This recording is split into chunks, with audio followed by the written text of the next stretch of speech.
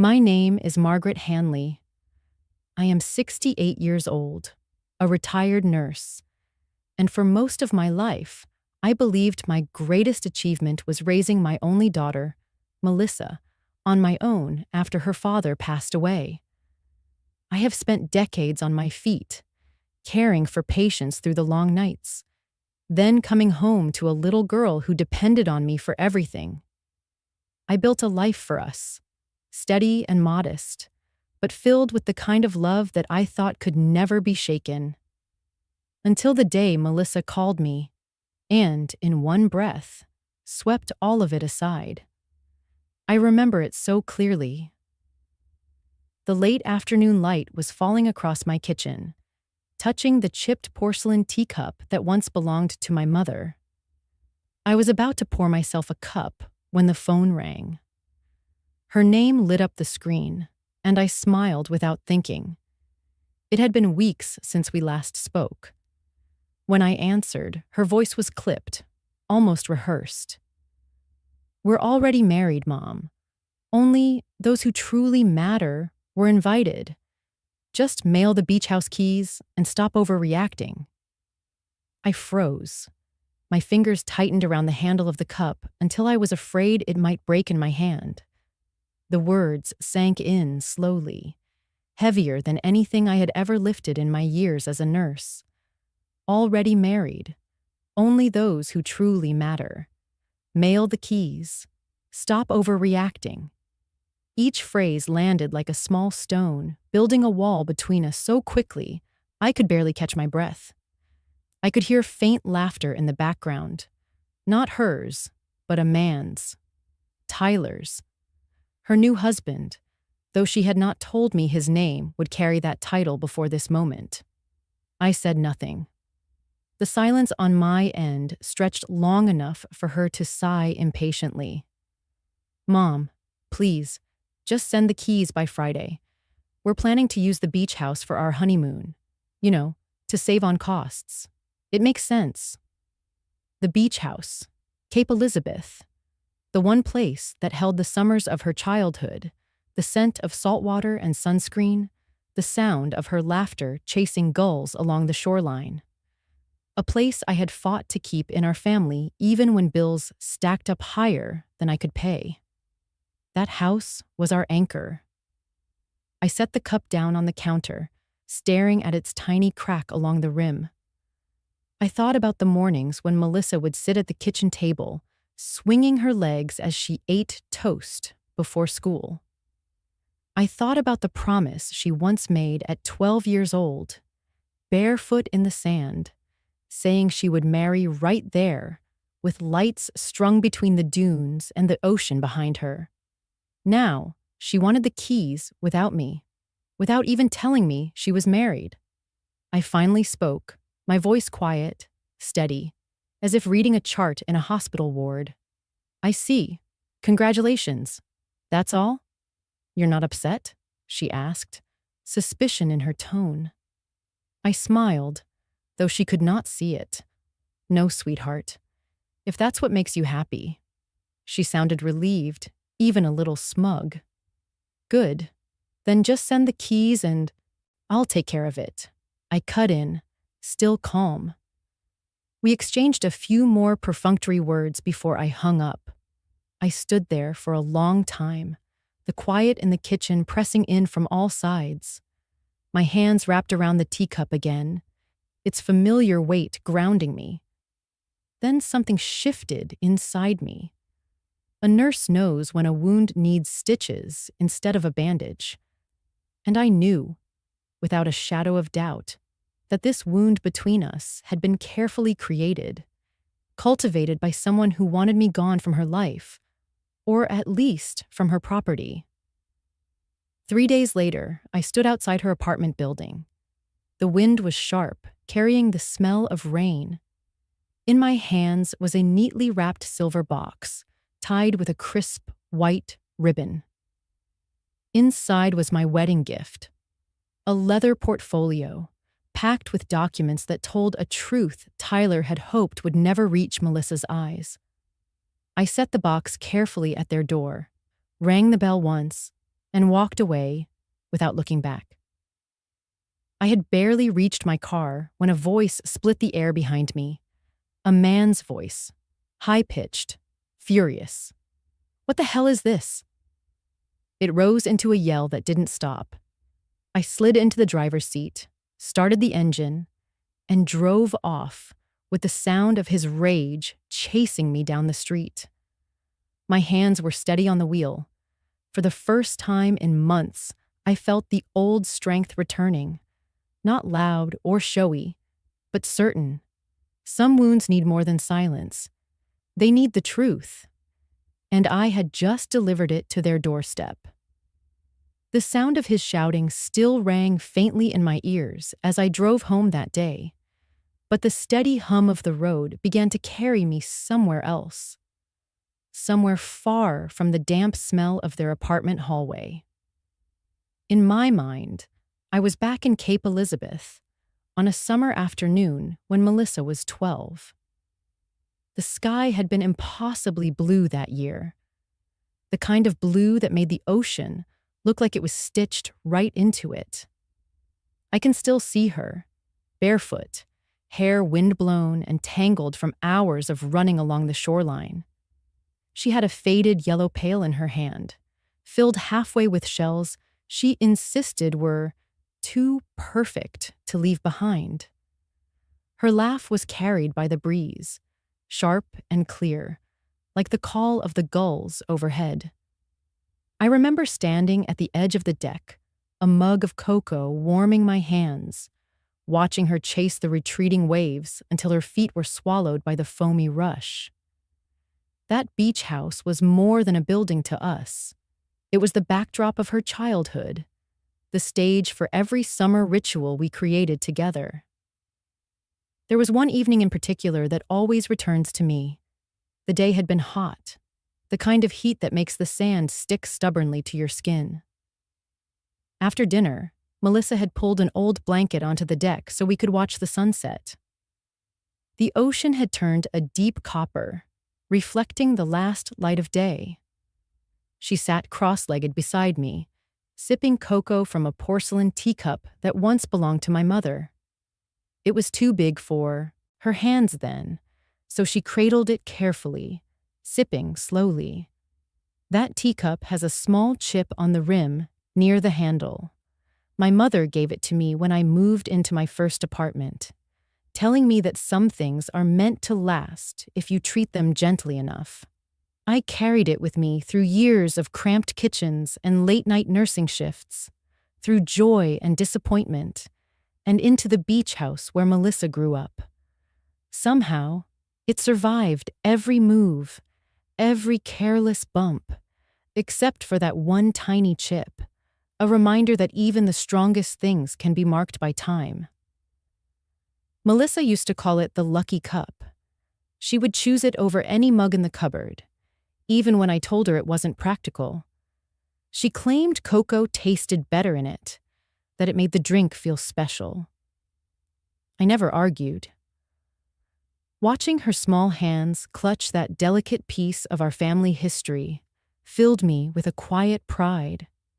That night on the deck, she leaned against me and said, "When I get married, I want it to be here, Mom. Barefoot, on the sand, with fairy lights and music. And afterward, we'll sit here and drink cocoa from the lucky cup."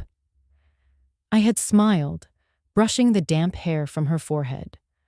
"That sounds perfect, sweetheart." Back then, I believed promises like that could hold their shape forever. I didn't know how easily someone could come along and bend them, twist them into something unrecognizable. Now, all these years later, the cup sits on the same kitchen counter where I stood when Melissa called to tell me she was already married, that only those who truly matter had been invited, and that she wanted the beach house keys mailed to her. When I looked at it after hanging up, I realized it had outlasted everything else. Friends have come and gone, seasons have shifted, even my career has ended. But the cup remains, scarred, imperfect, and still standing. The beach house has always felt like that cup to me.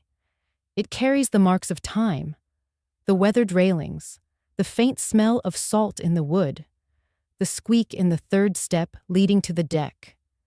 Yet it has held together through storms, through years when I wasn't sure I could keep it. It has been a place of refuge for both of us, the one constant we could always return to, which is why the thought of it in Tyler's hands, stripped of its history, reduced to property value, stirs something in me I can't ignore. He doesn't understand that the worth of that house can't be counted in dollars. Its walls know our laughter. Its floors have felt our bare feet.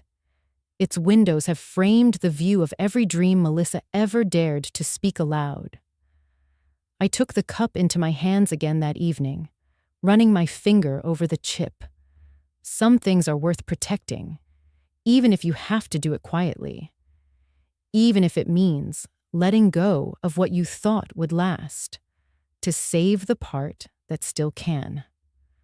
That night, as the ocean wind rattled the windows, I knew the beach house and the lucky cup would not be surrendered so easily. The memory of that first meeting with Tyler slips into my mind whenever I think about how everything began to change. It was late autumn, the kind of chilly afternoon where the air smells faintly of wood smoke. I had just pulled a casserole from the oven when I heard the crunch of tires on the gravel driveway.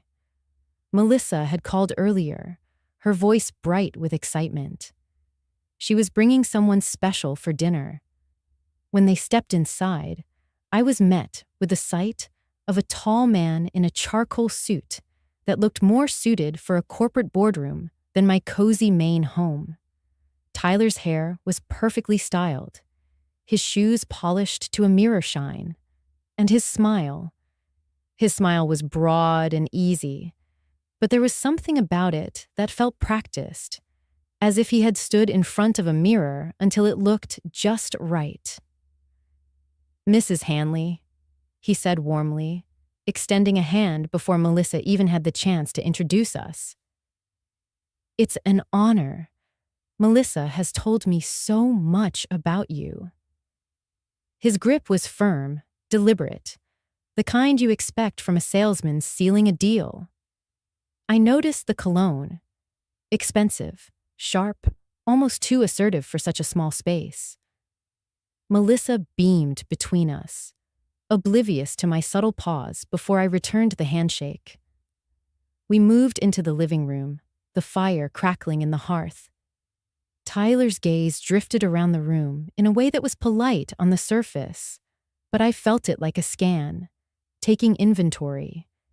His eyes landed on the bookshelf, the antique clock, the framed photographs. Then he saw it. The large canvas print of the beach house at Cape Elizabeth, taken at sunset. He stepped toward it, hands clasped behind his back. "This is beautiful," he said, the tone casual, but his eyes lingered just a beat too long. "Do you get out there often?" "Every summer," I replied, my voice even. "It's been in the family for years." Melissa chimed in quickly, her voice full of fondness. "We spent every summer there, Mom and I. Best memories of my life." Tyler smiled at her words, but when he looked back at the photograph, I caught something flicker in his expression. Not nostalgia, not admiration. Something closer to calculation. It was gone in an instant, replaced by that polished charm. We sat down to dinner, the table set with my old china. Tyler complimented the food before he even took a bite, then launched into a string of thoughtful questions about my career as a nurse, my years raising Melissa on my own, and the history of the town. He laughed in the right places, nodded with just the right amount of interest. If I had been meeting him as a stranger in a social setting, I might have thought he was perfect. But I know people.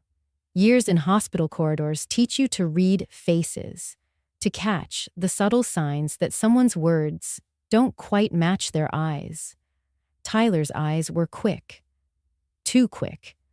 They darted to Melissa when she spoke, as if measuring her value. Then, back to me, assessing something I couldn't yet name. At one point, while Melissa was in the kitchen getting dessert, Tyler leaned back in his chair and let his gaze wander again. It stopped at the sideboard where I kept a small frame with a photograph of my mother and me on the deck of the beach house. He picked it up without asking, turning it slightly toward the light. "This must be a special place," he said softly, almost as if to himself. "It is," I replied, my voice steady but cool. "It's where we've celebrated every important milestone in our family." His eyes flicked to mine then, and for a brief moment, I felt as though we were speaking about something entirely different. Melissa returned with 2 plates of apple pie and a proud smile, and whatever passed between us dissolved under the weight of her happiness. She looked at Tyler the way she used to look at the ocean from the beach house porch, like it could never hurt her. I swallowed the instinct to ask him why he was so interested in a house he'd never been to. I told myself not to ruin her night, not to plant suspicion in a heart so clearly caught up in hope. Instead, I asked about his work, listened as he spoke about investments and client portfolios with an easy confidence. When they left that evening, Tyler shook my hand again, thanking me for the meal. "You must be so proud of Melissa," he said warmly. "I am," I answered, and I meant it. But as I closed the door behind them, I lingered by the window, watching them walk to the car. Tyler opened the passenger door for her, but even as he smiled at her, his eyes flicked toward the house one last time, toward the framed photograph on the wall just inside. That was the first time I felt the faint ripple of something beneath the surface. I didn't know then how deep it would go, or how far Tyler was willing to reach into our lives.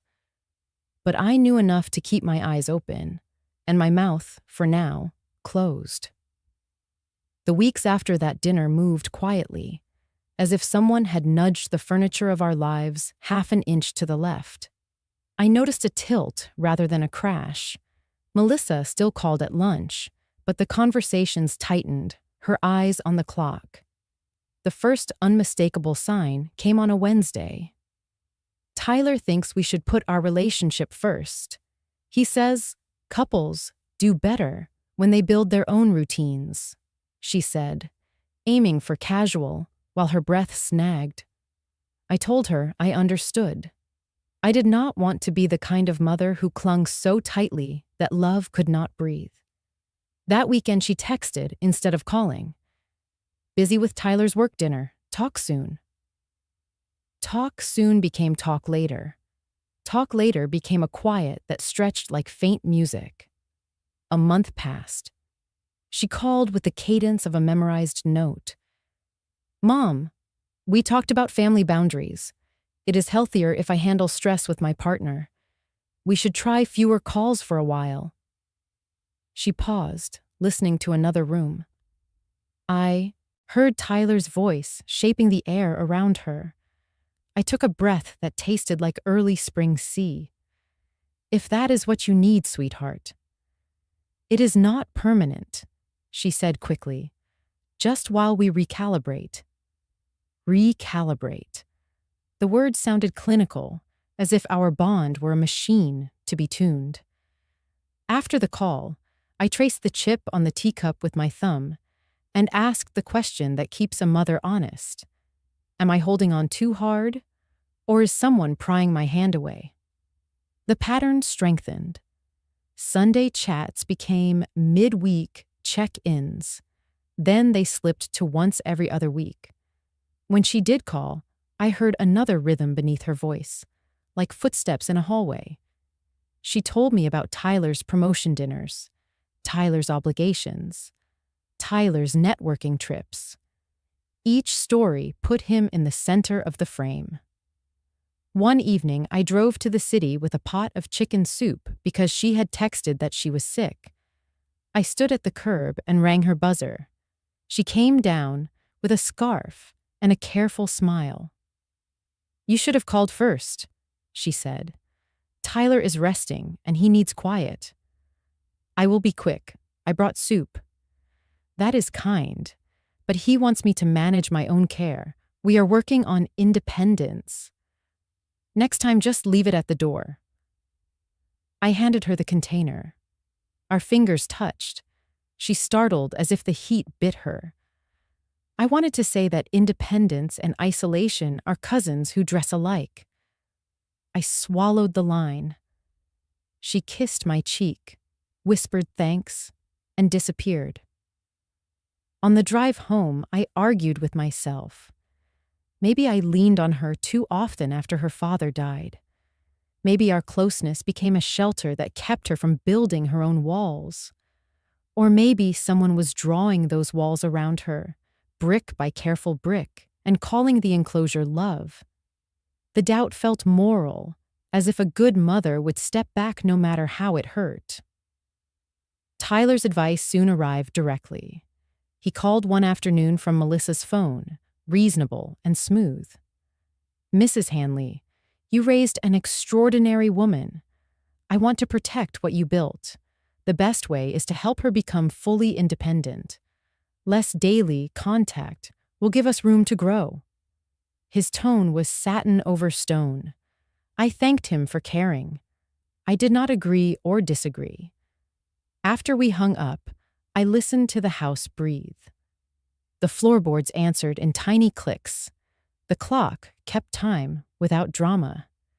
My silence was not surrender. It was a watchman's stance. The calls tapered further. A month slipped by. When the phone finally rang, I almost missed it. Melissa sounded formal. "We will be with Tyler's family for the holiday. It is important for us to establish traditions." I looked at the photograph of the beach house at sunset. The water held the color of copper. The horizon was a calm line. I said I hoped they would have a wonderful time. Then I set the teacup beside the kettle and watched steam rise. In the stillness, I asked the hardest question. If my presence threatens her happiness, should I erase myself for her sake? Or does love sometimes require staying in place so the lighthouse still shines when a ship loses its bearings? I did not know the answer. I only knew the light must be kept burning. Until then, I would keep watch, steady as the tide through nightfall. It happened on a gray Saturday morning in early March. I was in the kitchen, the kettle humming on the stove, when my phone buzzed with a notification. I glanced at the screen, expecting a weather alert or a message from Janice, my oldest friend. Instead, it was a Facebook post from one of Melissa's college friends. The image filled the screen, Melissa's hand extended toward the camera, a diamond catching the light like a shard of ice. In the blurred background, Tyler's arm circled her waist. The caption read, "He asked." I said yes. Can't wait to start forever. There were already dozens of likes, a cascade of congratulations. For a moment, I simply stared at the picture. The edges of the phone felt cold in my hand. I checked the date, posted an hour ago. No call, no text, no whisper of this from my daughter. I scrolled through the comments, looking for some mention of me, some sign that perhaps this was a joke or a staged photo. There was nothing. I dialed her number before my tea had time to steep. She answered on the third ring, her voice breathless and light. "Mom, I was going to call you this morning?" "Melissa," I said, trying to keep my tone steady, "I just saw your post." "Oh, that," she laughed. "It happened last night.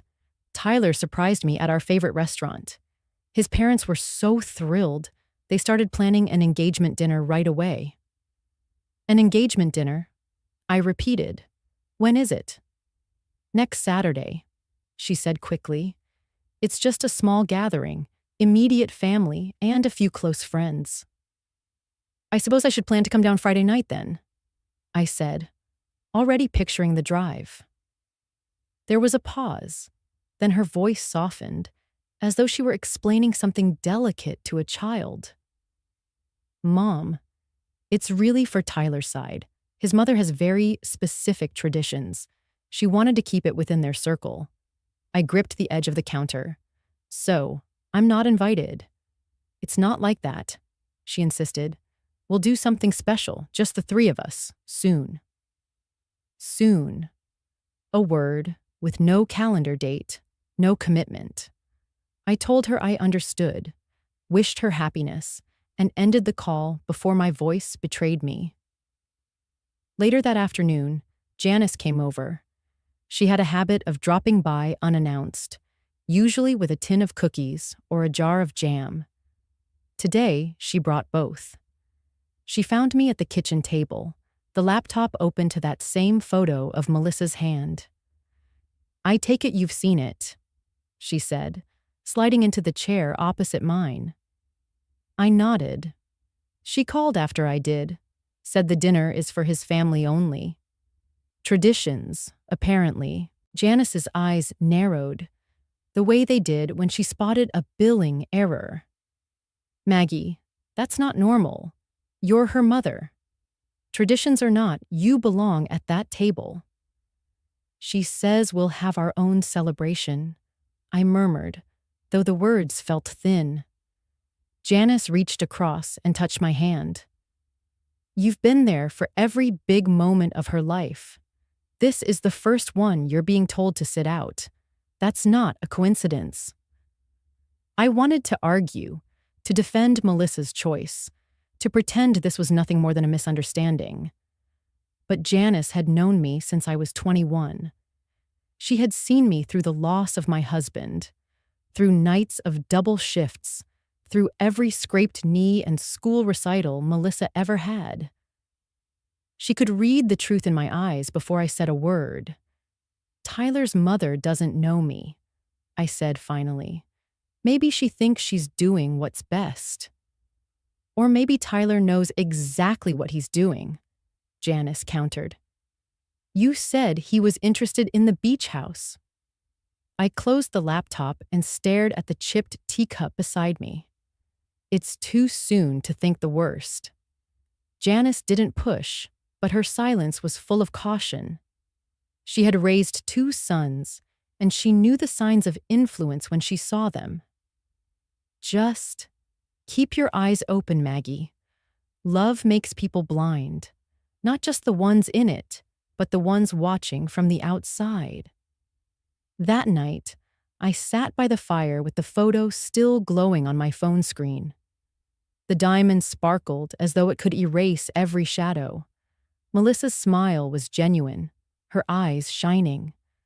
I wanted to freeze her in that happiness, to believe Tyler's arm was a promise, and not a claim. But Janice's words lingered. This was the first celebration I had been asked to skip. And if there is a first, there is often a second. I sipped my tea from the lucky cup, its chip pressing against my lip, and wondered how many more moments would be labeled, "Not for you." The first Christmas without her began with a phone call that lasted less than 2 minutes. It was early December, the air outside brittle with frost. Melissa's voice was cheerful, almost hurried. Mom, about Christmas. Tyler's family has this tradition. Everyone gathers at his parents' cabin in Vermont. They do the whole week together, from Christmas Eve to New Year's. It's really important to them. I leaned against the kitchen counter, holding the phone closer to my ear. So you won't be coming here.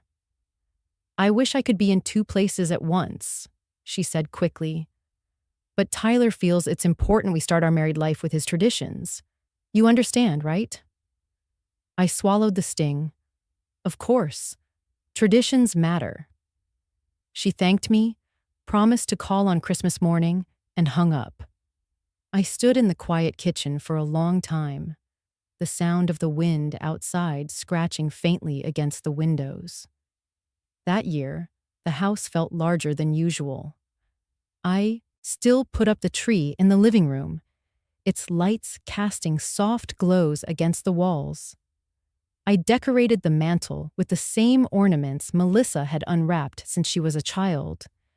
Tiny glass snowmen, a set of carved wooden reindeer, and the angel she'd insisted always belong at the top.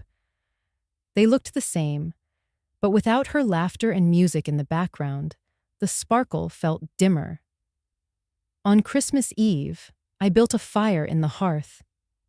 The flames crackled, filling the room with that deep, resinous scent of burning pine. I sat in my old armchair, the lucky teacup warm between my palms. The tea steamed upward, a ribbon of heat against my face. My thumb traced the chip on the rim, the familiar notch my mother had once called a mark of survival. The silence was different from the quiet I'd known in years past, when Melissa had gone to bed, and I'd stayed up to watch the embers fade. This was a heavier kind of silence, the kind that settled over you and made you aware of every creak in the floorboards, every faint sigh of the wind in the chimney. I let my eyes close for a moment and pictured the Christmases we'd shared here. Melissa in flannel pajamas, hair a tangle of sleep, tearing into her stocking. The way she'd curl up beside me under a blanket, cocoa in hand, watching the snow fall through the window. The two of us singing along to carols with voices we never cared to tune. These were the traditions that had kept us warm, not because they were elaborate, but because they were ours. Now she was in a cabin hundreds of miles away, surrounded by people who didn't know the smell of our kitchen on Christmas morning, or the way the light fell through the dining room window onto a table set for two.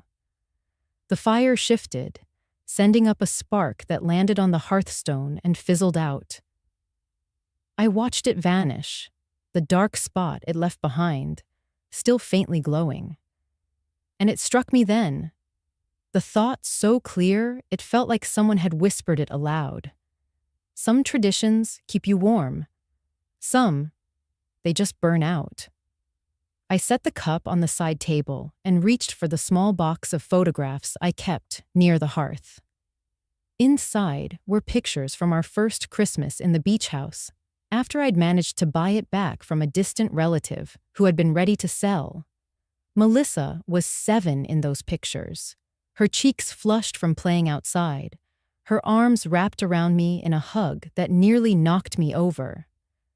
I remembered the relief of knowing I had saved a place where we could belong.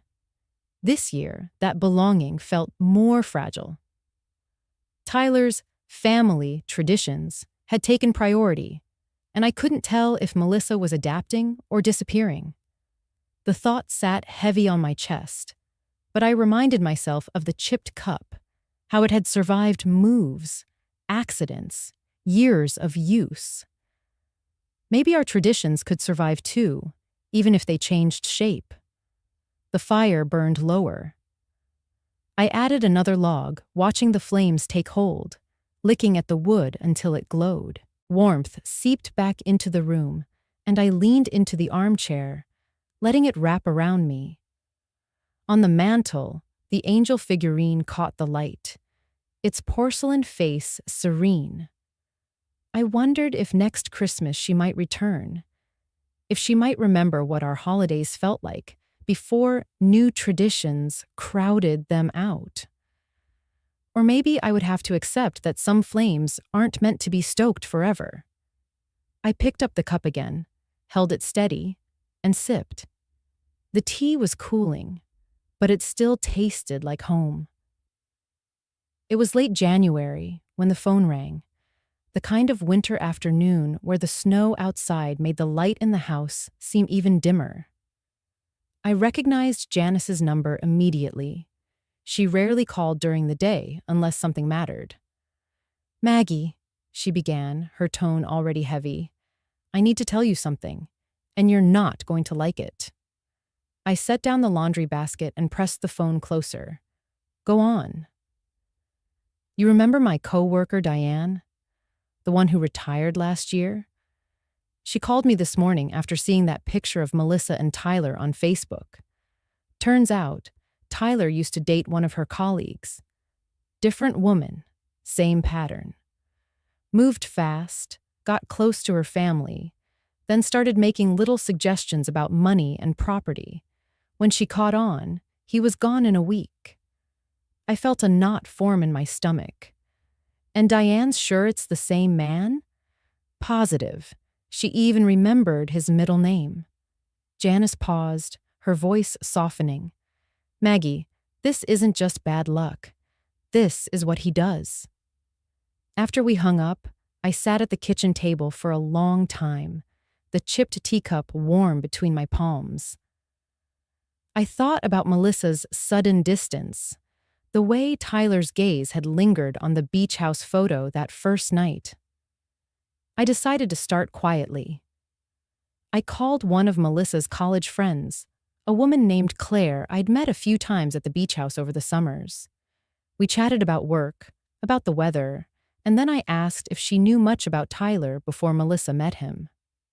There was a pause long enough for me to hear the hum of her refrigerator through the line. "I don't know all the details," Claire admitted, "but I do know he was engaged before. Twice, actually.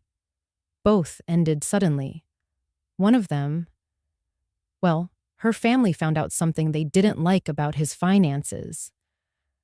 I thanked her, careful not to push further, and ended the call. My next step was the public library. Old habits from my nursing days, when you needed to find out the truth about a patient's history, came back easily. I scrolled through archived local newspapers, my fingers tapping restlessly against the keyboard. It took 3 visits, but I found it. An article from almost 20 years ago about a failed development project on the coast. The names jumped out at me. Robert Hanley, my husband, and a partner named William Keating. The project had collapsed under the weight of missing funds. Over $2 million gone. Robert had never spoken in detail about it, only that the loss had nearly bankrupted him and cost him friendships he'd once valued. But there was another detail in the article. William Keating was Tyler's maternal grandfather. I stared at the screen, the hum of the library's heating system suddenly loud in my ears. I scrolled further, pulling up follow-up stories. Keating had been accused of diverting project funds into private accounts, then moving them offshore before disappearing to Florida. No conviction. He died in a car accident before the investigation concluded. The money had never been recovered. That night, I went through Robert's old files in the cedar chest at the foot of my bed. It smelled faintly of his aftershave, though it had been nearly 15 years since he passed. In a folder marked Legal, I found correspondence from his attorney about the development collapse. Robert's notes in the margins were brief but telling. Keating, untrustworthy. Missing funds tied to personal accounts. No closure. I sat back on the bed, the papers spread across my lap. The unspoken truth began to form. Tyler wasn't just some charming opportunist who had stumbled into Melissa's life. His family name was tied to the single worst financial betrayal my husband had ever endured. And now, all these years later, that same family was circling the one thing of value I still held: the beach house. I wondered if Melissa knew, if Tyler had told her about his grandfather's history, or if, like Robert all those years ago, she would only discover the truth when the damage was done. The thought made my chest tighten. I had never told Melissa much about that chapter of Robert's life.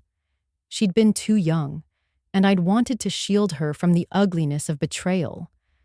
But maybe that silence had made her vulnerable to a man who saw her as a way to finish a job his grandfather had started. I folded the papers carefully and set them beside the teacup on my nightstand. The cup's small chip caught the light from the lamp, a reminder that even the strongest things can be marred, but they can also endure. That night, I made myself a promise. I wouldn't accuse without proof, and I wouldn't push Melissa into a choice she wasn't ready to make. But I would keep looking, keep gathering, until the truth was undeniable. Because some patterns aren't coincidence, they're inheritance. And I wasn't about to let my daughter become the next chapter in a story that had already cost this family too much. The next 2 weeks became a quiet exercise in patience, the kind that feels almost like knitting. Each thread of information had to be pulled gently, examined, then set in its place. I moved through my days as if nothing had changed, shopping for groceries, tidying the house, keeping my morning walks along the shoreline. But every spare moment was devoted to finding the next piece of the puzzle. I started with public records, combing through online databases, property transfers, and corporate filings. Tyler's name appeared more than once, often tied to shell companies that dissolved within a year. I found bank liens that had been quietly satisfied, suggesting debts repaid from sources that didn't match his reported income. I printed everything, each page sliding into a folder on the dining room table. In the afternoons, I would make tea in the chipped porcelain cup, my lucky cup, and set it beside the growing stack of papers. It became a kind of ritual. Pour the boiling water, watch the steam curl into the air, and let the truth steep alongside it. The warmth of the cup in my hands reminded me that some things survive time and damage. They just require care. The more I found, the clearer the picture became. There was a pattern to Tyler's movements: relationships with women who had assets, sudden entanglements in their finances, and then a disappearance when questions began to surface. Claire's hint about his 2 broken engagements proved true. I tracked down brief announcements in society pages, both of them ending without explanation. In one case, the woman's family sold a vacation property within months of the split. It felt like assembling a jigsaw puzzle without the box image, just the slow satisfaction of each piece clicking into place. Every time I slid another printed article or legal document into the folder, I imagined a corner of the picture sharpening. The edges were forming now, and I could see enough to understand that this wasn't a coincidence or bad luck. It was a practiced method, honed over years. One evening, as the wind battered against the windows, I spread the documents out across the dining table. The lamp cast a warm circle of light over the pages, leaving the rest of the room in shadow. In the center sat the teacup, half full, its steam curling lazily toward the ceiling. I looked at it and thought how steeping tea is not so different from uncovering a truth.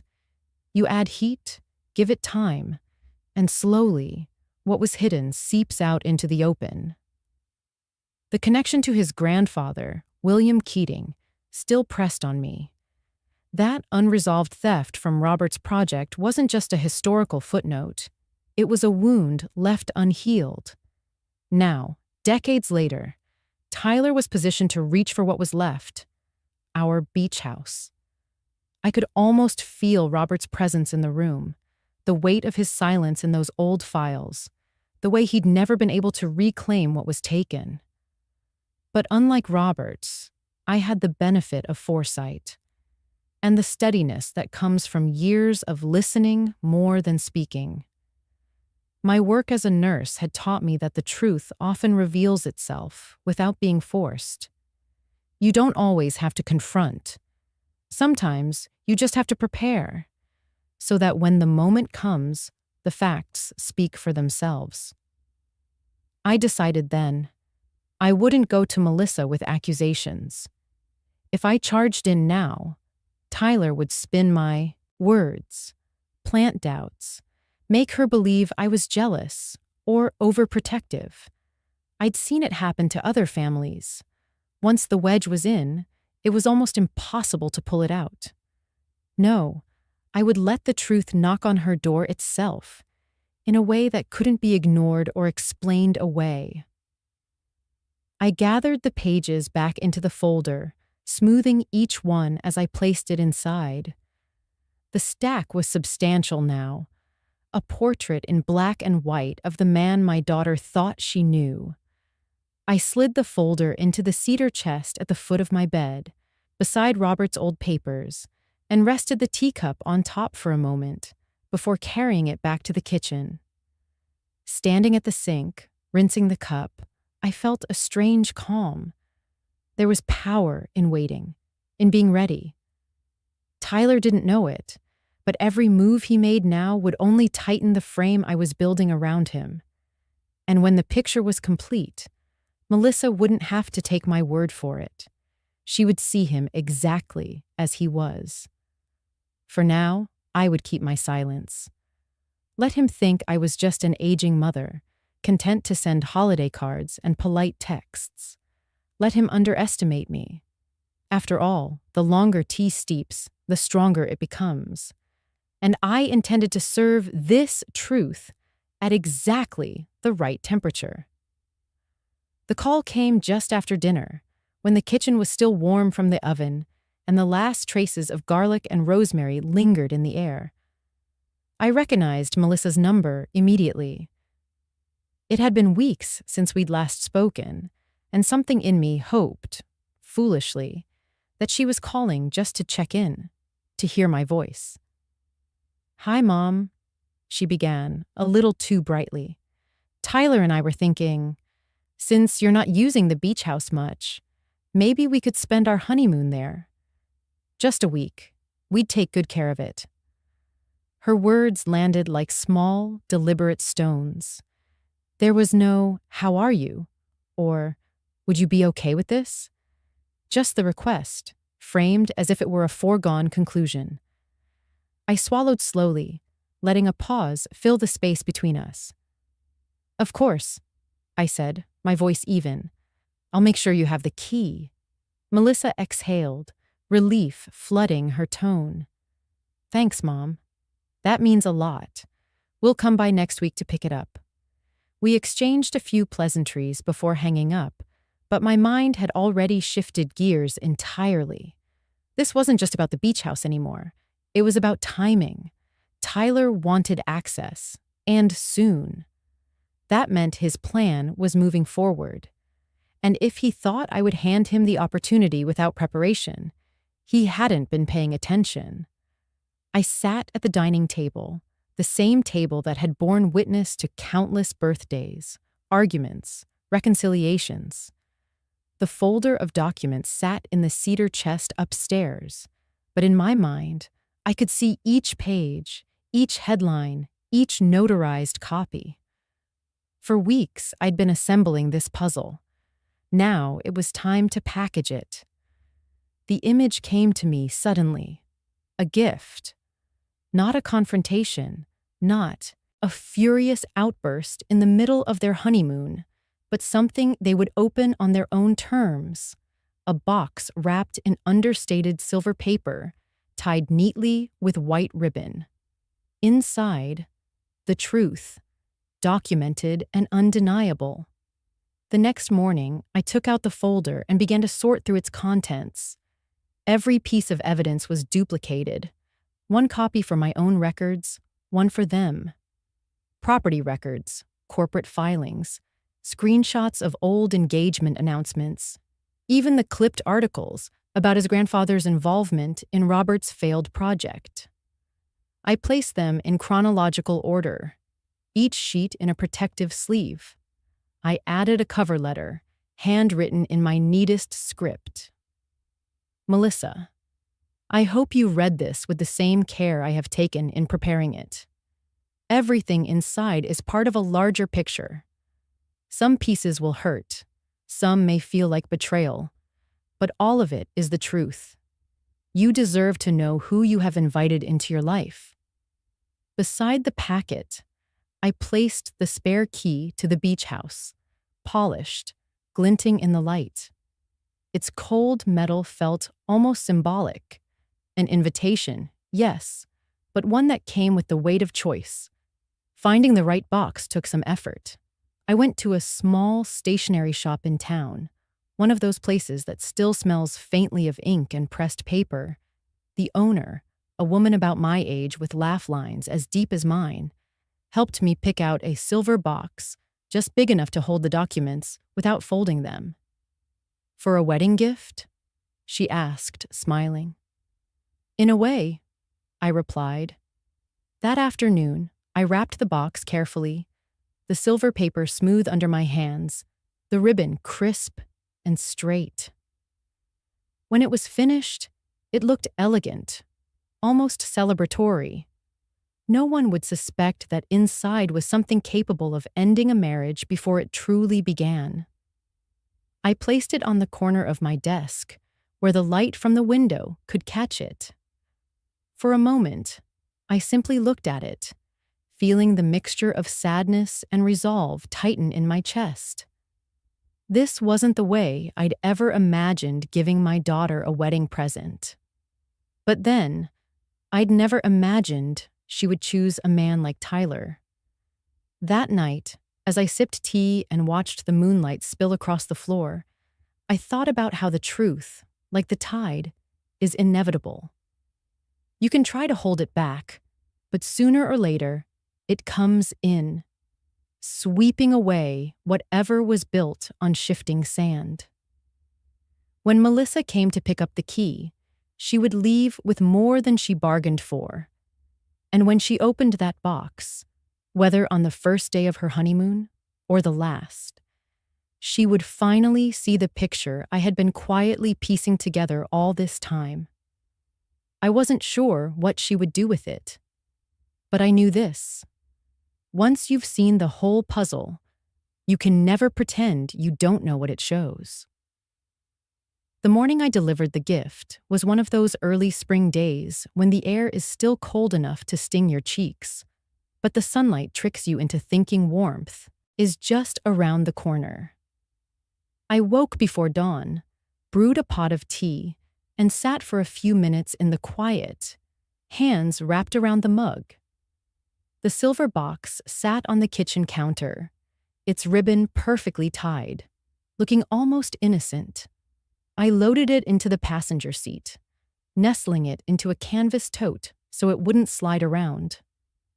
The drive to Melissa and Tyler's place took just under an hour, winding through stretches of bare trees and sleepy neighborhoods still shaking off winter. My hands gripped the wheel loosely, my mind calm in a way I hadn't felt for months. When I pulled into their driveway, the house looked still, curtains drawn, no movement behind the windows. I turned off the engine and listened for a moment. Even the street was quiet.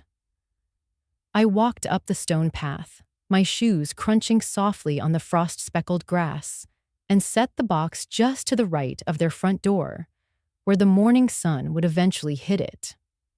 I took a step back, adjusted the ribbon so it faced forward, and let myself really look at it one last time.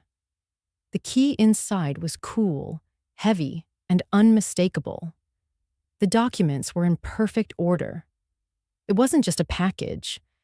It was the culmination of weeks of quiet labor, each piece chosen and placed with deliberate care. I didn't knock. I didn't ring the bell. I just turned and walked back to the car, the cold air pulling tears to my eyes that had nothing to do with sadness.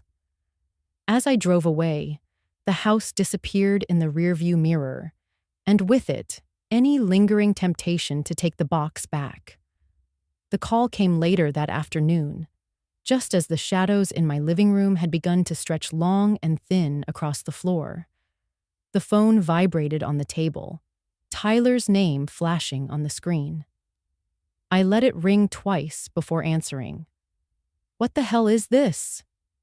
His voice was already at a shout, ragged at the edges. Somewhere in the background, I heard Melissa's voice, high, choked, pleading for him to calm down. "You left a box at our door," he continued, "full of lies and garbage. You think you can just—" I didn't interrupt. I didn't need to. I let the sound of his outrage fill the space between us. Years ago, I might have met him word for word, matching volume with volume, letting anger pull me into its undertow. But not now. "Melissa!" I heard her voice again, closer this time, and then the sound of muffled sobs. The noise in the background told me she had the papers in her hands. I could picture her moving through them, page by page, each one another small crack in whatever story Tyler had told her. Tyler's tone shifted to something sharper, more desperate. "You think this is going to break us? You think—" I spoke then, my voice low, steady, almost soft. "If there's nothing to hide, there's nothing to fear." Silence. For a long moment, neither of us spoke. I could almost hear his mind scrambling, reaching for a response that didn't exist. "You don't know what you're talking about," he said finally, his voice quieter now, but not calmer. "Stay out of our lives." The line went dead before I could reply, though I wasn't planning to say more. I set the phone down on the table and returned to my chair by the fireplace, the tea beside me still warm. Outside, the light was fading into the soft blue of evening, and I thought about how quickly the truth can change the temperature of a room, even one you're not standing in.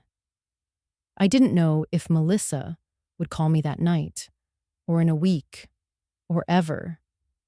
But I knew she had the information now, all of it, and no amount of shouting or denial could erase it from her hands.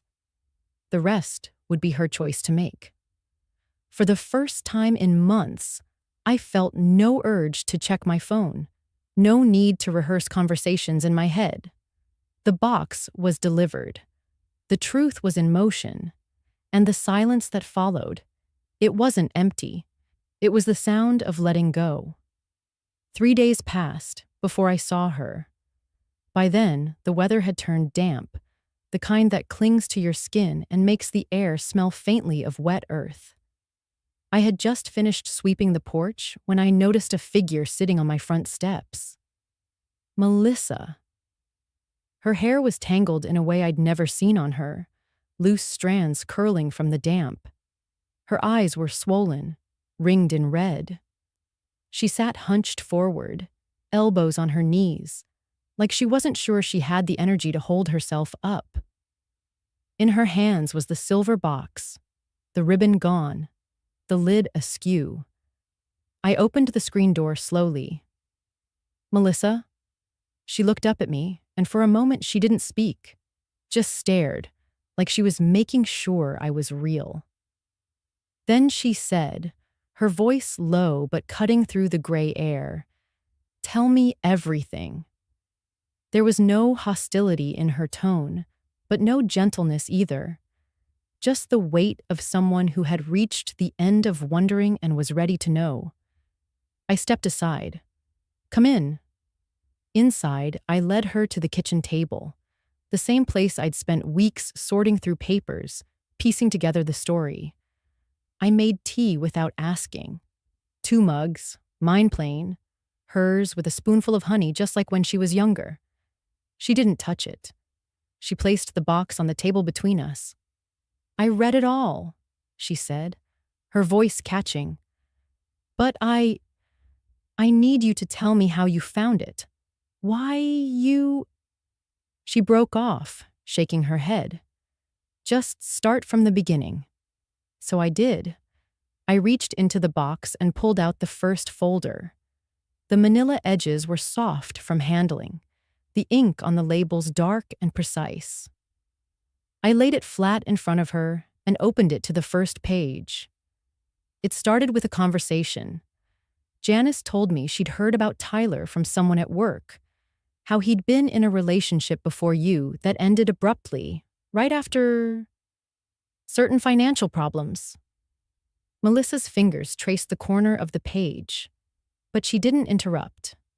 I moved to the next folder, the one with the clipped-together news clippings. Then I started looking. Old newspapers, public court records, a few calls to people who knew your father's business partners. Her brow furrowed. You think he... I don't think, I said quietly. I followed what I could verify. I slid the article across to her. The headline was blunt. The words, missing funds and internal investigation, unavoidable. Her eyes scanned the lines quickly, her lips tightening as they formed silent words. I could see her connecting pieces, rearranging events she thought she understood. One by one, I laid the documents out. Contracts with discrepancies, a copy of a deposition from a former associate, bank statements with dates that matched the withdrawals from her father's company account years ago. Melissa leaned back in her chair, her hands gripping the edge of the table. This can't. She trailed off, her gaze darting between the papers and me. It's a lot, I said. And it's not something you wanted to find in your engagement week. But I didn't bring this to hurt you. I brought it because you deserve to know who you're marrying. She looked down at the table again. This time slower, more deliberate. Her fingers tapped against a receipt, then slid to the next page, her eyes narrowing in thought. Some of these dates, they line up with when Tyler said he was traveling for work. I nodded. That's what I noticed, too. For a while, the only sound was the soft rustle of paper as she turned another page. I didn't rush her. This wasn't the kind of truth you could swallow all at once. Finally, she pressed her palms flat against the table, as though grounding herself. So every time I thought he was being distant, every time he brushed off my questions, it was because there was something he didn't want you to see. I finished for her. Melissa's eyes met mine then, and I saw a mixture of grief, disbelief, and a hard, growing clarity. I thought I knew him. I reached for my tea, now lukewarm, and held her gaze. Now you do. She sat back, closing the lid of the box gently but firmly, as though sealing away something poisonous. She didn't cry. She didn't raise her voice. She just took a long breath, the kind you take before stepping into cold water, and said, I need to think. And I knew that whatever came next was no longer in my hands. Melissa came back 2 evenings later. This time, there was a steadiness in her steps, as if she had spent the past 48 hours deciding what she could handle and what she couldn't. She still looked pale, but her hair was brushed, her coat buttoned to the top, and her eyes had that focused sheen of someone who had made up her mind to confront something head-on. I let her in without a word. We moved to the living room, where the light from the lamp painted the walls in amber. The box of documents sat on the coffee table exactly where she'd left it. She glanced at it, but didn't sit down right away. Instead, she paced a few steps, then turned to me. You kept all this, she said, her voice tight. All these years you've held on to records, clippings, receipts. Was this just in case? Or did you think you'd always find a reason to use them? Her tone wasn't quite accusatory, but it had the edge of someone testing the waters of blame. I stayed seated, my hands folded on my lap.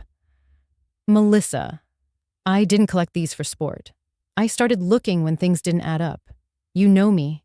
I'm not the type to jump to conclusions. She sat finally, dropping onto the edge of the couch, elbows on her knees. It's just seeing it all laid out. I keep thinking about the conversations I've had with him, things he told me, the way he looked at me. Her voice cracked slightly, and she took a breath to steady herself. It's like I'm replaying a movie I thought I understood, and suddenly all the scenes mean something else. I nodded slowly, then reached for my tea, feeling the warm ceramic against my palms. There's something I want to ask you, Melissa, and I want you to really think about it before you answer. She looked at me warily. What? I leaned forward slightly, my voice calm but clear. If one day you found out the person you loved came to you only for your money, would you forgive them? The room went still. Melissa's eyes widened a fraction. She opened her mouth, then closed it again, like the words were there but refused to be spoken. She glanced toward the corner of the room, where my old camcorder sat on the bookshelf, its little red standby light blinking faintly. I'd left it there earlier, almost without thinking. You're recording this? She asked, her voice low. No faces, I said evenly. Just voices, just words. Sometimes it's easier to hear the truth when you can play it back without the heat of the moment. Her shoulders tensed, and she looked away again. I don't know if I can answer that. That's the thing about questions like this, I said softly. They don't need an answer right away, but they have a way of following you until you do. Melissa leaned back, crossing her arms. It's not the same thing. You're asking like it's black and white, but relationships aren't that simple. People make mistakes. This isn't about a mistake, I interrupted, my tone still even but firmer now. It's about intent, about starting something with a lie so big it becomes the foundation of your life. Tell me, Melissa, would you forgive that? Her jaw tightened. She stared at the carpet for a long beat, then shook her head slowly. Number I don't think I could. The silence that followed was heavy, and I let it sit there. Outside, the wind pressed against the window panes, rattling them gently, as though reminding us the world was still moving, no matter what was unraveling inside this house. She finally looked up at me, her eyes glassy, but her expression harder now. Are you saying that's what Tyler did? That everything between us was just... She trailed off, as if the last word was too bitter to say aloud. I didn't answer directly. Instead, I slid the box a few inches toward her. You've read the records. You've seen the dates, the withdrawals, the patterns. You know your own answer better than I ever could. Her gaze dropped to the box again. She didn't reach for it, but she didn't push it away either. I hate that you might be right, she said finally, almost in a whisper. That's why I asked you the question, I replied. Not to hurt you, but because sometimes we can't see our own truth until we hear ourselves say it out loud. Melissa closed her eyes briefly, then opened them with a kind of resignation. You know, people are going to have opinions about this. If I walk away from him, there will be talk. There's always talk, I said, but there's a difference between gossip and living with a lie. For a moment, she just sat there, the ticking of the clock filling the space between us. And I knew, whether she admitted it tonight or not, that the question would keep echoing in her mind long after she left. The next morning, I pulled the worn leather address book from the drawer beside my bed. The edges were frayed, The ink on some pages faded, but one name stood out as clearly as the day I'd written it down.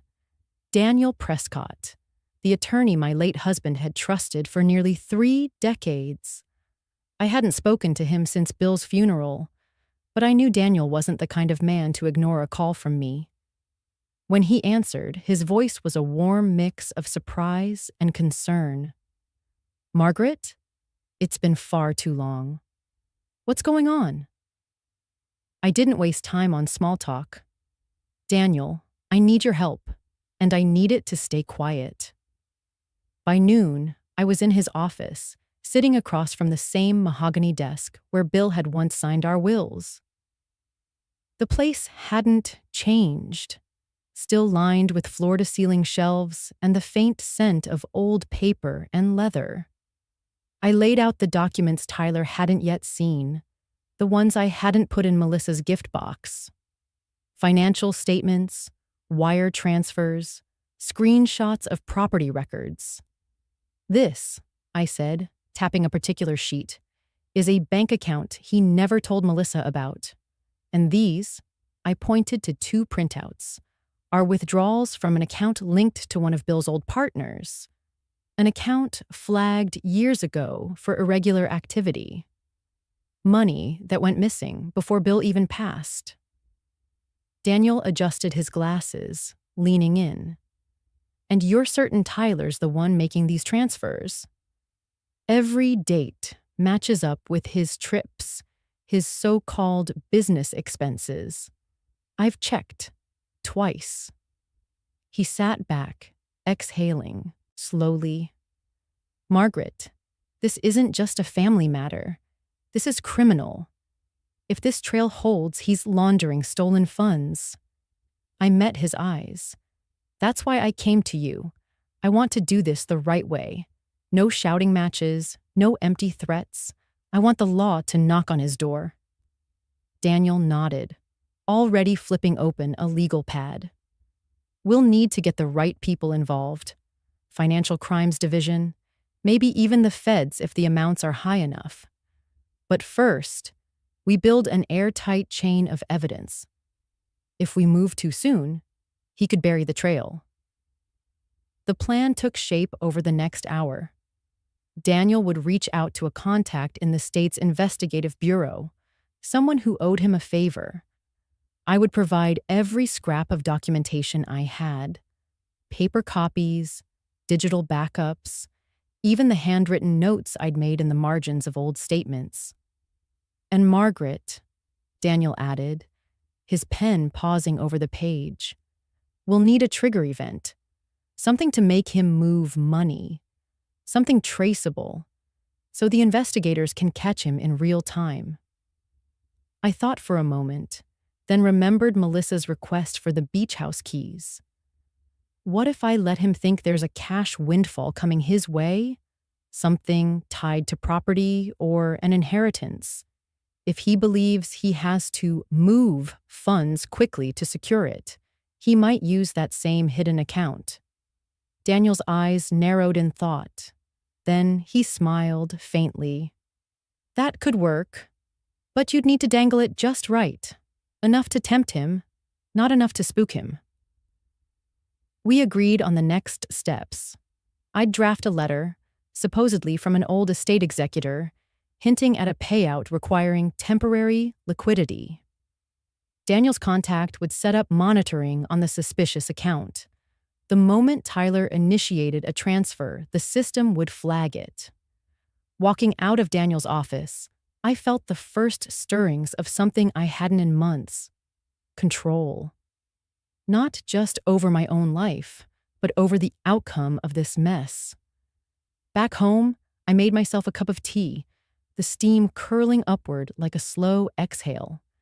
On the kitchen table, I spread out my files again, this time in neat stacks labeled assets, transfers, statements, personal notes. This wasn't about revenge anymore. It was about making sure Tyler's kind of manipulation didn't find another target. Melissa could decide for herself whether to stay or go, but she'd be deciding with the truth laid bare. not a fairy tale Tyler had sold her.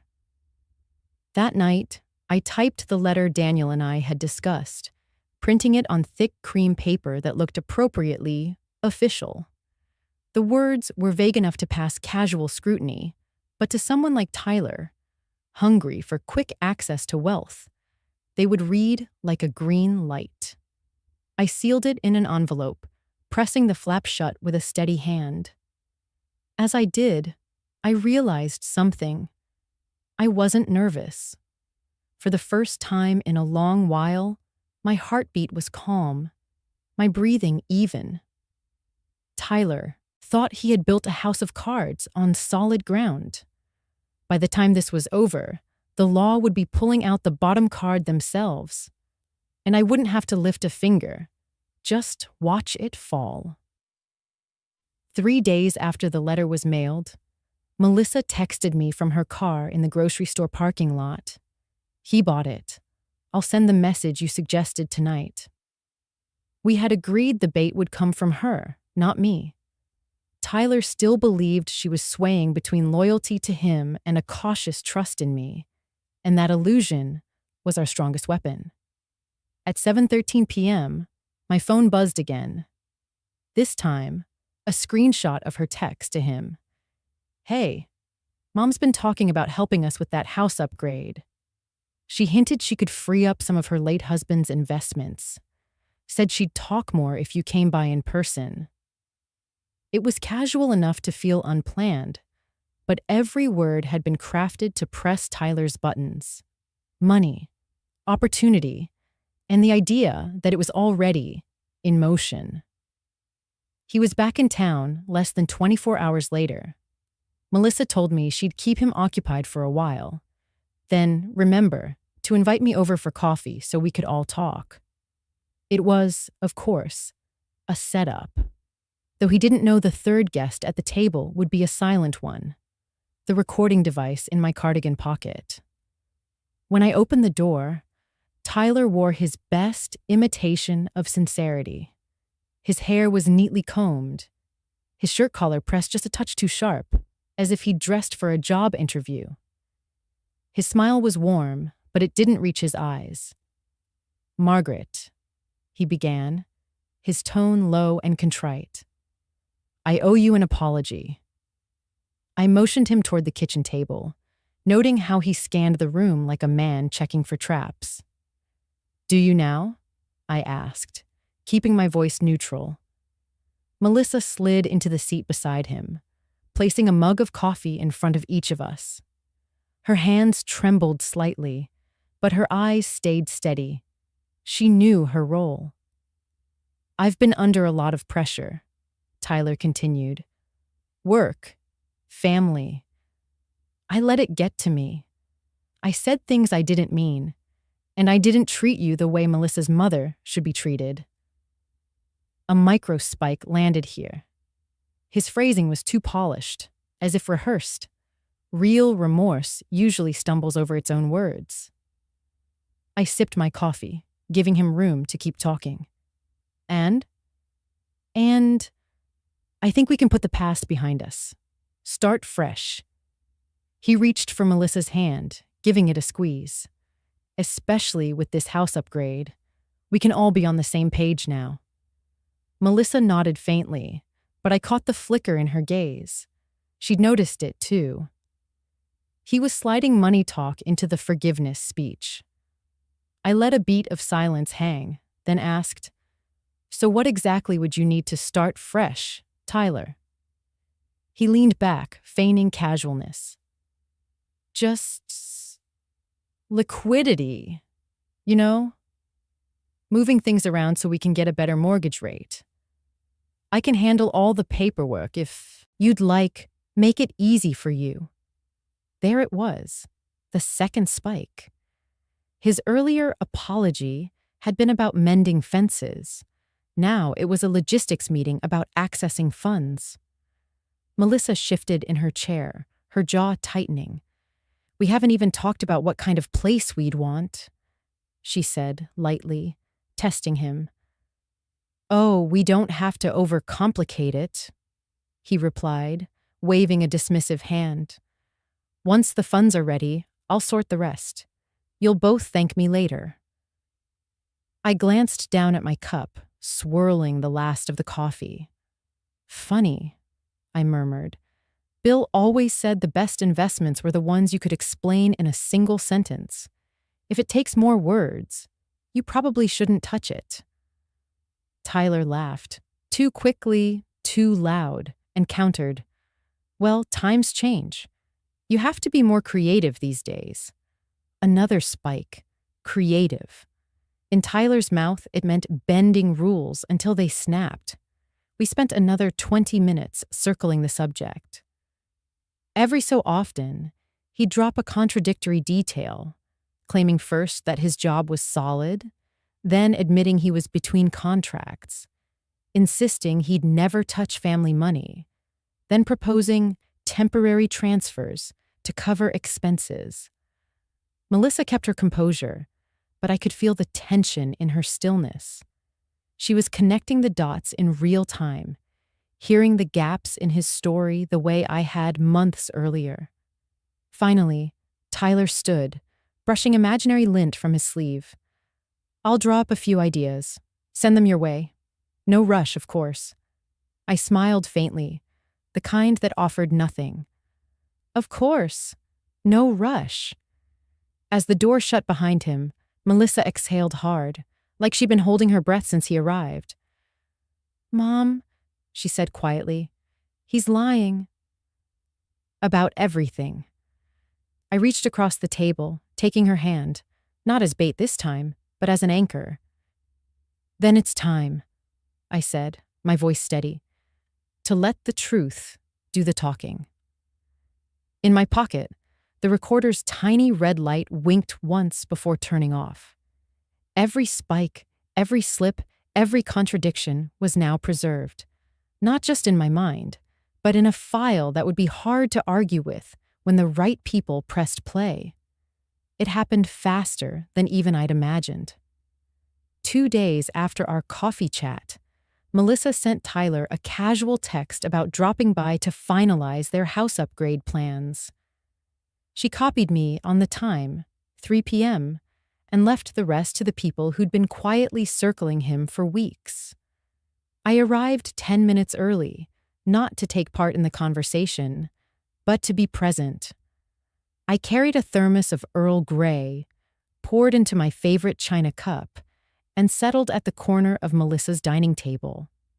To anyone looking in, I was simply an aging mother enjoying her tea while her daughter and son-in-law talked about real estate.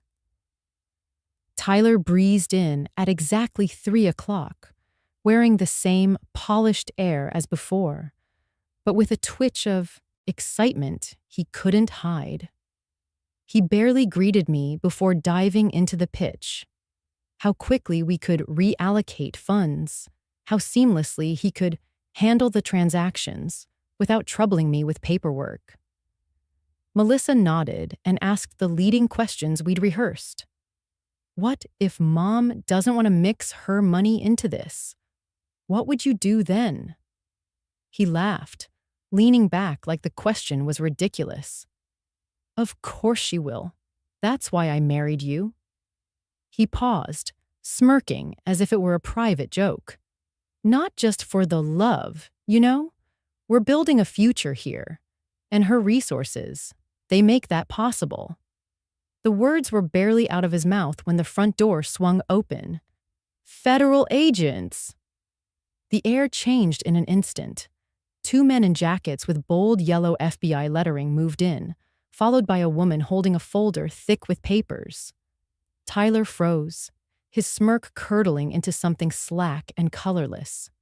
"Tyler Grant?" one of them said sharply. "You're under arrest for wire fraud, money laundering, and conspiracy to defraud." The cuffs clicked around his wrists with a metallic certainty, the sound punctuating the moment like a gavel strike. Melissa sat back, wide-eyed but steady. She glanced at me, not for guidance, but to confirm what she already knew. This was the end of his little empire. Tyler turned toward me then, his face twisted in disbelief. You set me up? I didn't answer. I didn't need to. Instead, I placed my teacup gently onto its saucer. The china gave a soft, decisive clink. In that small sound was everything. The months of quiet watching, the slow collecting of threads, the patience to let them knot themselves around him. The lead agent read Tyler his rights while another began listing the evidence. Bank transfers tied to shell accounts, offshore holdings linked to a dissolved partnership from my late husband's firm, records of communications where Tyler outlined his strategy to marry into financial security. He sputtered, trying to deny it, but each protest was swallowed by another fact, another document, another timestamp.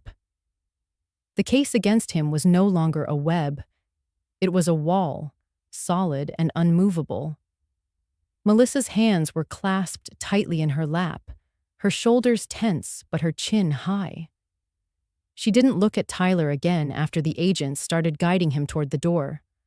When they stepped outside, I caught a glimpse of the neighborhood kids paused mid-game on the sidewalk, their basketball resting against the curb. Tyler's eyes darted around, as if looking for a corner to disappear into, but there was nowhere to go. The last thing I saw before the door shut was the gleam of the handcuffs in the afternoon light, a reversal so complete it almost felt unreal. Inside, the silence was thick. Melissa's first breath came out shaky. I don't know if I should thank you or hate you for not telling me sooner. I met her gaze, my own, steady. I didn't want you to hear it from me. I wanted you to hear it from him. She looked down, the fight draining out of her. Well, I heard it. I stood, gathering my cup and saucer.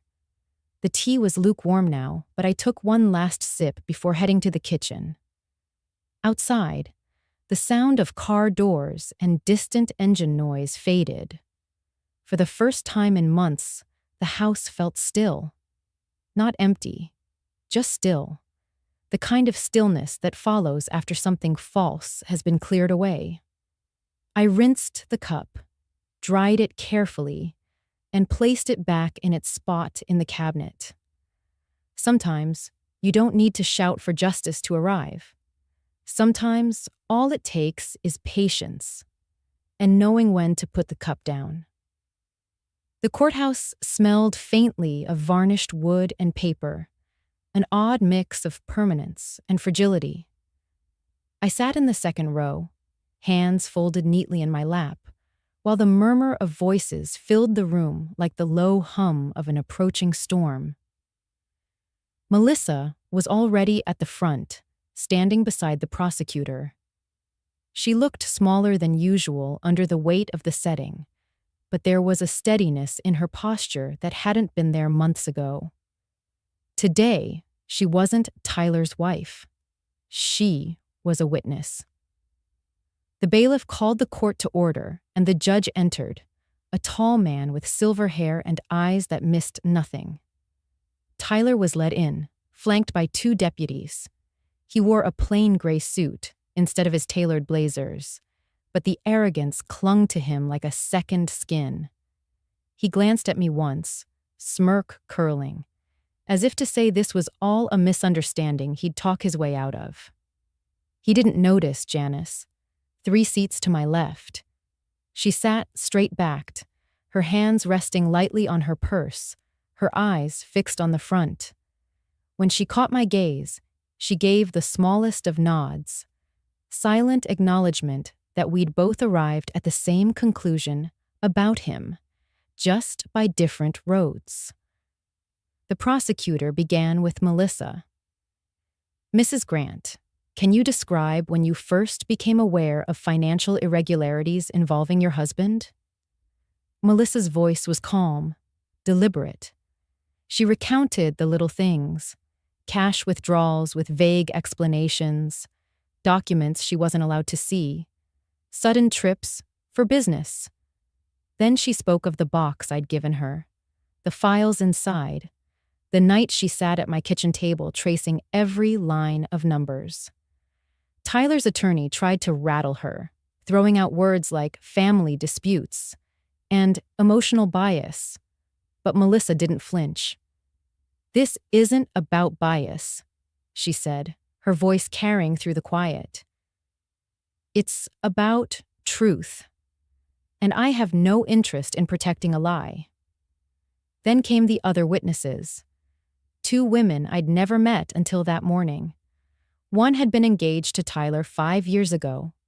The other had worked alongside him at a small investment firm before my husband's death. Their stories were uncomfortably familiar. The charm, the whirlwind romance or friendship, the sudden entanglement in joint opportunities, and the inevitable vanishing act when questions arose. Both women had lost not just money, but trust in people, in their own judgment. Listening to them was like hearing echoes of the same song, sung in different keys. It struck me then that my role hadn't been unique, just the latest verse in a pattern that might have gone on indefinitely if someone hadn't cut the music. During a recess, I stepped into the hallway for air. The light from the tall windows fell across the marble floor, pooling in soft gold. Janice came to stand beside me.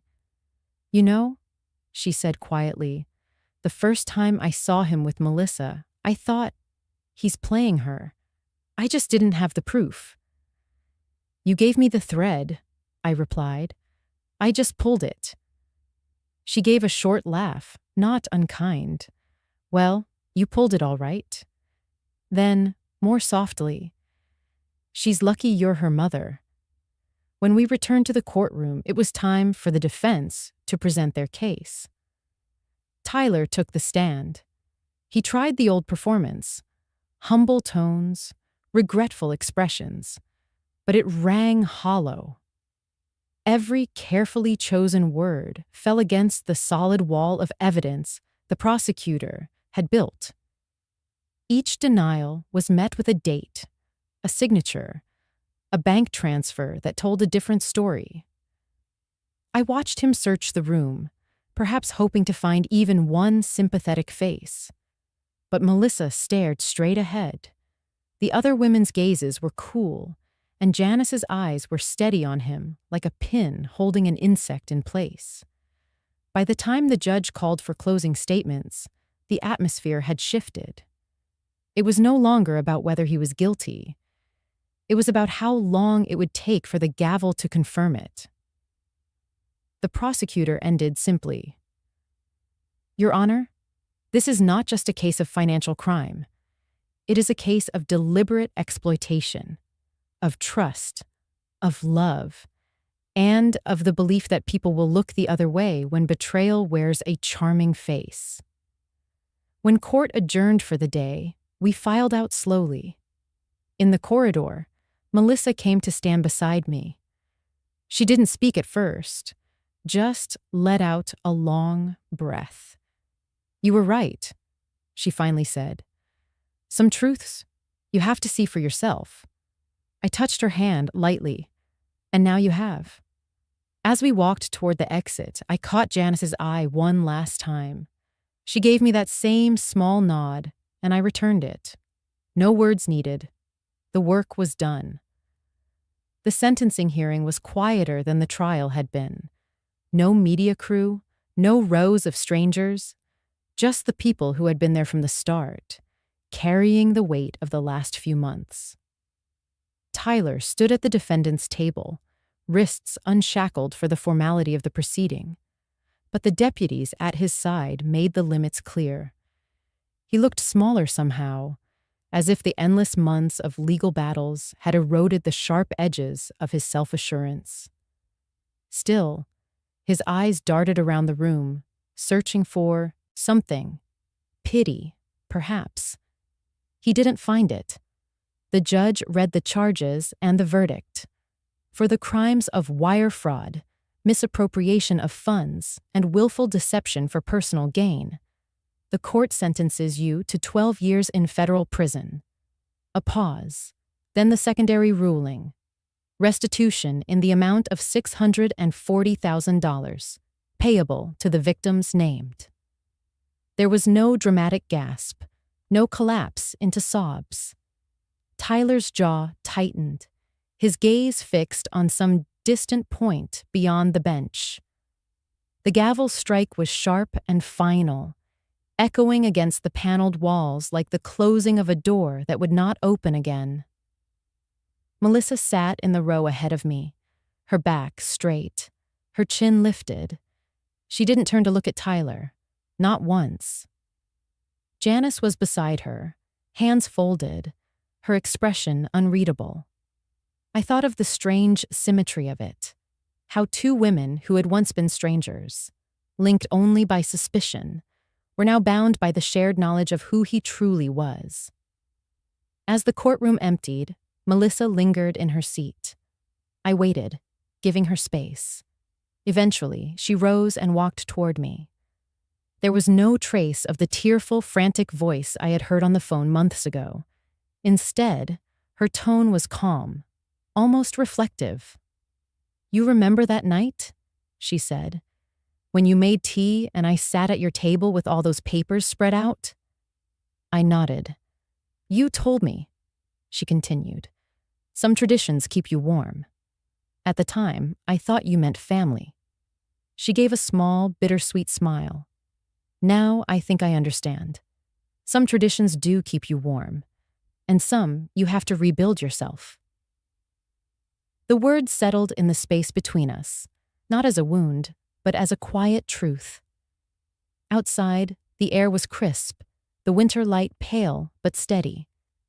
We walked together down the courthouse steps, the sound of our heels on stone, rhythmic and grounding. Janice joined us at the base of the stairs. "He won't have the chance to do this again," she said simply. "No," I replied, "but more than that, Melissa won't give him the chance." Melissa glanced at me, and for a moment I saw not the hurt or the betrayal, but the beginnings of something stronger. It wasn't defiance, exactly. It was a kind of self-possession, an understanding that her life, from here on, was hers to shape. We parted ways at the curb.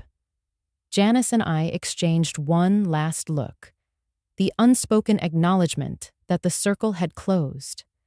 She had been the spark, I had been the hand that pulled the thread, and Melissa had walked herself through the open door. When I returned home, I put the kettle on, the same teapot, the same chipped mug I'd used that night. Steam rose in lazy spirals, and I thought about traditions, how some are inherited, some are salvaged, and some are entirely new. Melissa's voice replayed in my mind. And some you rebuild yourself. It struck me that maybe that was the real inheritance we give one another, not objects, not money, but the permission to take what is good, leave what is harmful, and start again without apology. I carried my tea to the window and watched the pale sun dip lower, turning the edges of the clouds to gold. The house was quiet, but not empty. Not anymore. The beach house breathed differently in late autumn. The sharp tang of salt was gentler, the waves rolling in with a slower rhythm, as if even the ocean had decided to rest after the long summer. The porch boards creaked under the weight of two chairs, side by side, facing the horizon. Melissa and I sat there, each cradling a porcelain cup of tea. The air was cool enough to make the steam curl thick and visible, twisting upward before disappearing into the fading light. The set was the same one I had used for years, white with a delicate blue vine circling the rim, except for the cup in Melissa's hands.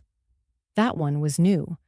She'd found it at a little shop in town and said it looked like it belonged.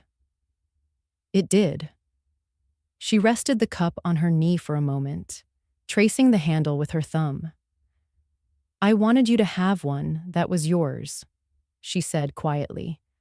Not because you needed another cup, but because, well, some things deserve a new start.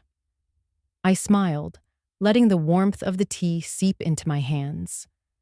The wind played with a strand of her hair, and for the first time in months, I saw a softness in her face, not the brittleness of someone holding themselves together, but the steadiness of someone who has begun to trust the ground beneath her feet again. We didn't speak much after that. The silence wasn't heavy, it was comfortable. The kind of quiet that feels earned, like a shared blanket on a cold day. The sun had begun its slow descent, casting a wash of gold and rose across the water. A few gulls drifted lazily overhead, their calls distant, unhurried.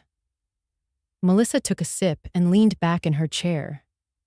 "It's strange," she said finally. "I thought this place would always remind me of him, of the lies." She glanced around, the weathered railings, the potted rosemary still clinging to green despite the season. But it doesn't, not anymore. I understood. The house hadn't changed. We had. From the kitchen, the faint clink of the kettle settling on the stove reached us, carried through the open door. I thought about all the afternoons I had sat here alone, cup in hand, wondering how everything had unraveled so quickly. And now, here we were, two women who had survived the same storm, sitting in the calm that followed. Melissa's eyes followed a fishing boat heading back toward the harbor. "I keep thinking about traditions," she said. "Not the ones you're handed, but the ones you make yourself." She looked at me, her expression open, almost shy. "Do you think we could start some? Just ours?" I let the question settle between us, tasting the weight of it. Then I nodded. "Yes," I said simply. "We can." A lone shell clattered against the porch as the tide shifted below, and the smell of the sea deepened, mixing with the faint scent of tea leaves. The light was falling faster now, deepening into that in-between shade where the world feels briefly suspended. Melissa lifted her cup in a quiet toast. I did the same, and for a moment we held each other's gaze before drinking. No words, no promises, just the shared understanding that the worst was behind us, and the rest was ours to build. A small smile tugged at her lips as she set her cup down. "Next summer," she began, her eyes scanning the porch rafters, "maybe we'll string the lights again." I looked up at the empty hooks where they used to hang, remembering the soft glow they cast on warm evenings, the way they made the air hum with something unnameable. And I thought, yes, next summer, maybe we will.